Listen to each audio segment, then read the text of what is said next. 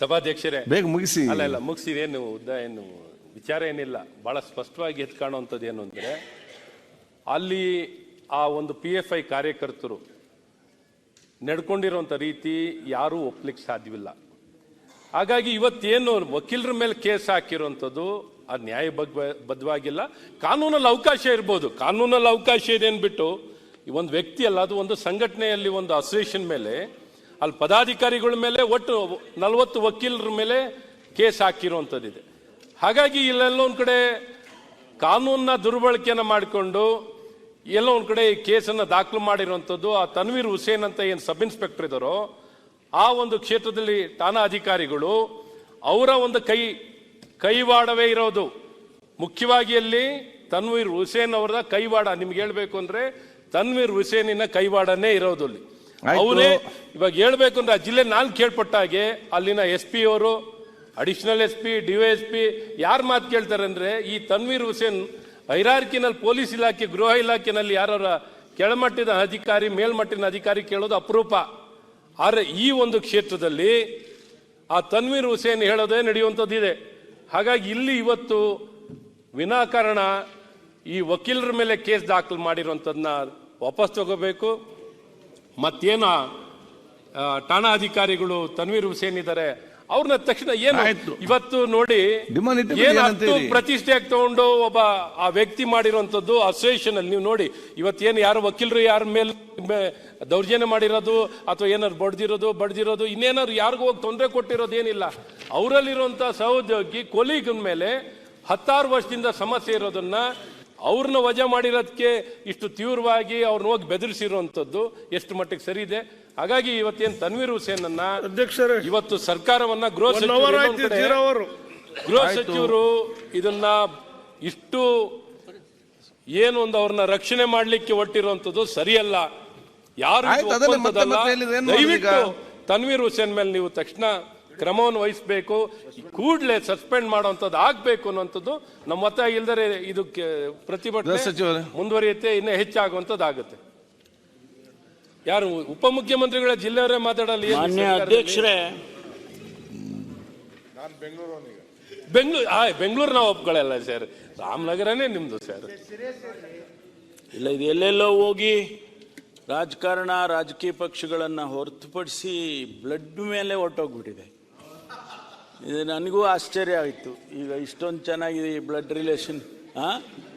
ಸತ್ಯ ಹೇಳಿದ್ರು, ಆಯಿತು. ಅಲ್ಲಿ ಯಾಕೋ ಬ್ಲಡ್ದು ನಡೀತಾ ಇಲ್ವಲ್ಲ ಅಂತ ಸ್ವಲ್ಪ ನನಗೆ ಯೋಚನೆ ಬಂದ್ಬಿಡ್ತು. ನಡೀತಾ ಇದೆಯಾ? ಇಲ್ಲೂ ಬ್ಲಡ್ ಭಾಳ ಕ್ಲೋಸ್ ಆಗಿದ್ದಾರೆ, ಅಲ್ಲೂ ಬ್ಲಡ್ ಆಗ್ಬೋದು. ಆಯ್ತು. ಮಾನ್ಯ ಅಧ್ಯಕ್ಷರೇ, ಅಲ್ಲ ಹಿಂದೆ ಇದ್ದವ್ರು ಓಡೋಬಿಟ್ರಿ. ಈಗ ಈ ಸಮಸ್ಯೆಯ ಗಾಂಭೀರ್ಯತೆಯನ್ನು ನಾನು ಅರ್ಥ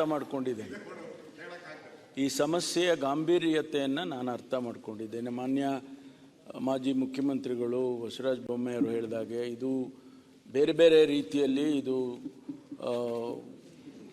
ತಗೊಳ್ಬೋದು ಅಂತಕ್ಕಂಥ ಅರ್ಥದಲ್ಲಿ ಅವ್ರು ಹೇಳಿದ್ದಾರೆ. ನನಗೆ ಇದರ ಸಮಸ್ಯೆದ ಗಾಂಭೀರ್ಯತೆ ಗೊತ್ತಿದೆ. ಹಾಗಾಗಿ ನಾನು ನಮ್ಮ ವಕೀಲರ ಸಂಘದ ಅಧ್ಯಕ್ಷರನ್ನು ಮತ್ತು ಅಲ್ಲಿ ರಾಮನಗರದ ಅಧ್ಯಕ್ಷರನ್ನು, ರಾಜ್ಯದ ಅಧ್ಯಕ್ಷರನ್ನು ಕೂಡ ನಾನು ಮನವಿ ಮಾಡಿಕೊಳ್ತೇನೆ. ಅವರು ಇದನ್ನು ಈ ಏನು ಪ್ರತಿಭಟನೆ, ಹೋರಾಟ ಇದನ್ನೆಲ್ಲ ಕೈಬಿಟ್ಟು ನಮಗೆ ಸಹಕರಿಸಿದರೆ ಏನು ನಾವೇನು ಇವಾಗ ಇನ್ವೆಸ್ಟಿಗೇಷನ್ ಆರ್ಡರ್ ಮಾಡಿದ್ದೇವೆ, ಅದರಿಂದ ವರದಿ ಏನು ಬರುತ್ತೆ ಅದನ್ನು ನೋಡೋಣ. ಏನು ಬರುತ್ತೆ, ಆ ಅಧಿಕಾರಿ ಮೇಲೆ ಬಂದಿದೆಯಾ ಮತ್ತು ಇನ್ಯಾರಾದ್ರ ಮೇಲೆ ಬರುತ್ತಾ, ಅದು ಬಂದಾಗ ನಾವು ಖಂಡಿತವಾಗಿ ಯಾವುದೇ ಮುಲಾಜಿಲ್ಲದೆ ಕ್ರಮ ತಗೊಳ್ತೀವಿ. ಯಾರನ್ನು ಇಲ್ಲಿ ರಕ್ಷಣೆ ಮಾಡುವಂಥದ್ದು ಏನೂ ಇಲ್ಲ. ಇಲ್ಲಿ 40 ಜನ ವಕೀಲರ ಮೇಲೆ ತೆರೆದ ಮನಸ್ಸಿನಿಂದ 40 ಜನ ವಕೀಲರ ಮೇಲೆ ಕೇಸ್ ಹಾಕಿದ್ದಾನೆ.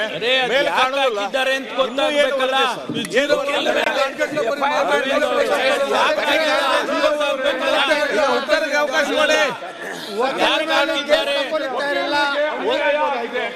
ಅಲ್ಲಲ್ಲ, ವಕೀಲರಿಗೆ ಅನ್ಯಾಯ ಸ್ವಾಮಿ ನೀವ್ ಹೇಳ್ತೀರಾ? ಅಲ್ಲಲ್ಲ, ನೀವ್ ಹೇಳ್ತೀರಾ ಯಾಕೆ ಹಾಕಿದ್ದಾರೆ ಅಂತ ನನಗೆ ಗೊತ್ತಾಗ್ಬೇಕಲ್ಲ. ಸುರೇಶ್ ಅವರೇ, ಯಾಕೆ ಹಾಕಿದ್ದಾರೆ ಅಂತ ನಾನು ಗೊತ್ತಾಗ್ಬೇಕಲ್ಲ. ಅದು ಇನ್ವೆಸ್ಟಿಗೇಷನ್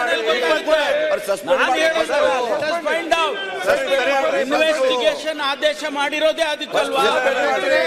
ಯಾರು ತಪ್ಪು ಮಾಡಿದ್ದಾರೆ ನೋಡಿ, ನೀವು ಹೇಳ್ಬೋದು, ಯಾರು ತಪ್ಪು ಮಾಡಿದ್ದಾರೆ ಅಂತ ಹೇಳಿ ಸತ್ಯಾಸತ್ಯತೆ ಗೊತ್ತಾಗೋದಕ್ಕೆ ಈಗ ನಿಮ್ಗೆ ಬೇಕಾದಾಗೆ ಉತ್ತರ ಕೊಡ್ಬೇಕಂದ್ರೆ ಆಗ್ತದ? ಅವ್ರು ಉತ್ತರ ಕೊಡ್ತಾರೆ ಸರ್ಕಾರ. 40 ಜನ ಮೇಲೆ ಕೇಸ್ ಹಾಕಿರೋದು ಈಗ ಪ್ರಶ್ನೋತ್ತರ ಮುಗಿದಿದೆ. ಈಗ ನಮ್ಮ ಕೆಲವೊಂದು ಬಿಲ್ ಇದೆ ಅಂತ ತಗೋಬೇಕಾಗ್ತದೆ. ಮಾನ್ಯ ಸಚಿವರೇ ಅಲ್ಲ, ಮಾನ್ಯ ಗೃಹ ಸಚಿವರೇ, ನೀವೇ ಅಲ್ಲ, ನೀವು ಮಾಡಿರೋ ಉದಾಹರಣೆ ಹೇಳ್ತೀನಿ ನಾನು, ಬೇರೆ ಏನಿಲ್ಲ.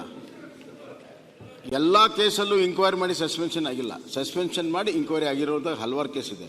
ಮೊನ್ನೆ ಹಾವೇರಿಯಲ್ಲಿ ಆದಂಥ ಘಟನೆ ಆಗಿ ಒಂದು ವಾರದಲ್ಲಿ ಎಲ್ಲ ಸತ್ಯಾಂಶ ತಿಳ್ಕೊಂಡು ತನಿಖೆಗಿಂತ ಮುಂಚೆನೇ ಸಸ್ಪೆಂಡ್ ಮಾಡಿದಿರಿ, CPIನೂ ಮಾಡಿದಿರಿ, ಸಬ್ ಇನ್ಸ್ಪೆಕ್ಟರ್ನೂ ಮಾಡಿದಿರಿ, ನೀವೇ ಮಾಡಿದಿರಿ, ಅದು ಕಣ್ಣು ಮುಂದೆ ಇದೆ.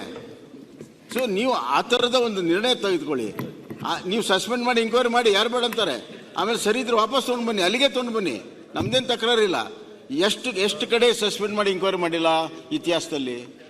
So why can't you take that view? ಮೊನ್ನೆ ಹೋದ ತಿಂಗಳು ನೀವು ಹಾವೇರಿಯಲ್ಲಿ ನೀವೇ ಮಾಡಿದ್ದೀರಿ. You suspended CPI, not SI. So you yourself have done it. ನೀವು ಅದನ್ನು ಆ ಥರ ನಿರ್ಣಯ ತಗೊಳಕ್ಕೆ ಸಾಧ್ಯತೆ ಇದೆ, ನೀವು ತಗೊಳ್ತಾ ಇಲ್ಲ. ಈಗ ಈ ವಿಚಾರದಲ್ಲಿ ಅಲ್ಲಿ ಹಾವೇರಿಯಲ್ಲಿ ಎಷ್ಟು ಗಂಭೀರವಾಗಿ ತೆಗೆದುಕೊಂಡು ಮಾಡಿದಿರೋ, ಈ ವಿಚಾರದಲ್ಲಿ ಯಾಕೆ ನೀವು ಅದನ್ನ ಇದು ಮಾಡ್ತಿದ್ದೀರಿ? ಯಾವ ಒತ್ತಡದಲ್ಲಿ ಇದ್ದೀರಿ ನೀವು? ಯಾವ ಒತ್ತಡಕ್ಕೆ ಸಿಲ್ಕ್ ಹಾಕಿದ್ದೀರಿ?